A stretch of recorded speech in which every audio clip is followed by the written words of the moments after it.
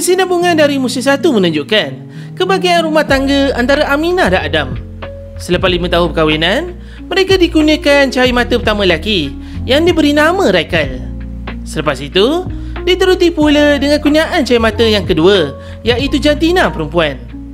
Dulunya Adam yang berikan nama anak pertamanya, dan kini giliran Aminah pula yang berikan nama anak keduanya, iaitu Aisyah. Pada awal kehamilan anak kedua, kehidupan Adam dan Aminah saling melengkapi. Keluarga masing-masing sangat gembira setelah mendengar kabar berita tentang kehamilan itu. Tapi selepas itu, Aminah diuji dengan ujian yang sangat berat. Aminah telah keguguran kerana alami pendarahan yang teruk. Kerana ingkar arahan doktor, Aminah telah kehilangan Aisyah. Sifat degil Aminah membuatkan dia tak boleh terima dengan apa yang jadi. Runsing Adam dibuatnya. Bukan setakat Adam, malah Tipah yang merupakan orang yang bertanggungjawab menjaga Aminah berpatang juga pening kepala melayannya. Setiap hari, Aminah alami gangguan perasaan atau kata lain meroyan. Jika dibiarkan, Aminah boleh alami depresi yang sangat teruk. Aminah degil tidak mahu membuat rawatan hospital pakar. Selain kisah Aminah dan Adam, konflik Sally dan Sam juga turut diberi impak dalam jalan cerita musim kedua ini. Sepanjang tempoh perkahwinan antara Sally dan suaminya Ustaz Aslam, Sally telah 2 kali keguguran. Itulah ujian berat buat suami isteri yang menantikan cahaya mata.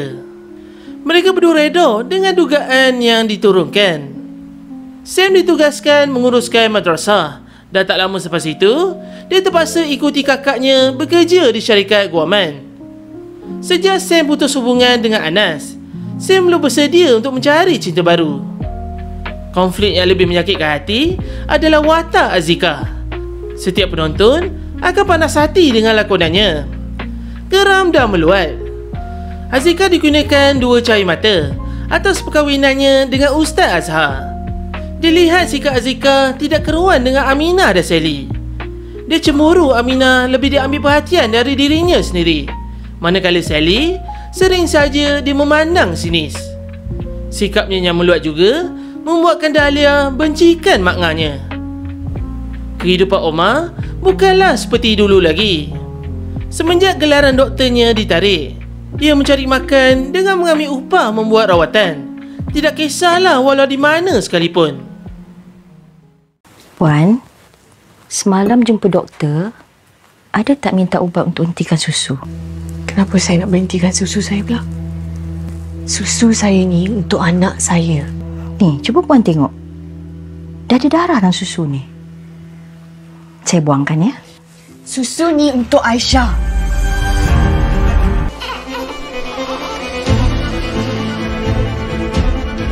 Aisyah? Aisyah! Ambil air, Dahlia angkat baju. Semua Dahlia keramnya. Tak habis-habis orang buat itu lah, ini lah. Macam orang jaji tau orang rasa.